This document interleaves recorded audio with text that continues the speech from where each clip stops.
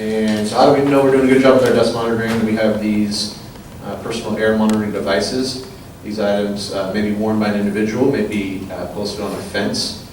We will put these all throughout the job site, both at the excavation sites and along the soil moving roads. So any trucking route, we will have dust control measures. And that then, this reads dust, then we back that up with an air monitoring station which actually collects a sample of anything that happens during the day.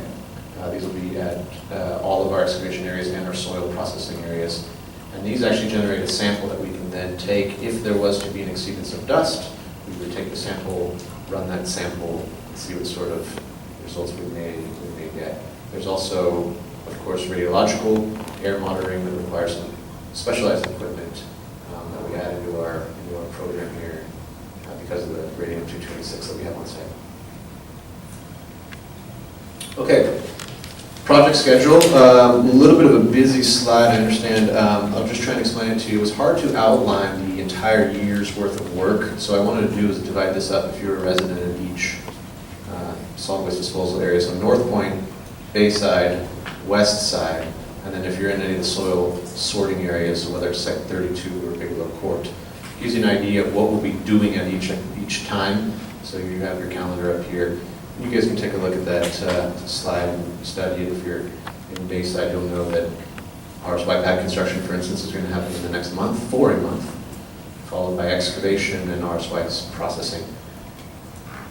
This gap here doesn't necessarily mean we're not doing any work on the site. This just means that we have samples in the laboratory. So samples in the laboratory take a while to analyze. We have to collect those samples, which all take place in this time frame. This is the analytical time. So we may be doing small operations here, but that's why I noted this by saying highest activity. So you're going to see big surges up front until about October, and maybe a little bit of a lull, and then you're going to see a bunch of activity at the tail end as well for when we backfill and do all the site restoration.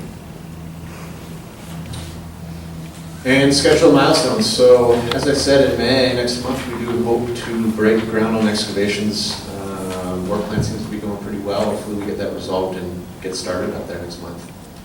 With excavations complete, so all those red lines, blue lines, and green lines that I showed you, excavations, all soil moving to the RSY pads will be done by August. We will finish screening the materials in September. And then of course we have samples in the lab, et cetera, et cetera. We can start taking waste soil off as we get results back from the RSY pads. So once it's deemed clean from the RSYs, we can do a chemical sampling and take that waste off. Final status surveys of the actual excavation itself, so what's still in situ or still in the ground at all those solid waste disposal areas will be done by March of next year. Site restoration will be done in May of next year, so a full year, and then we have some reporting to go along with that afterwards. Next slide. I think that may be it. Yep.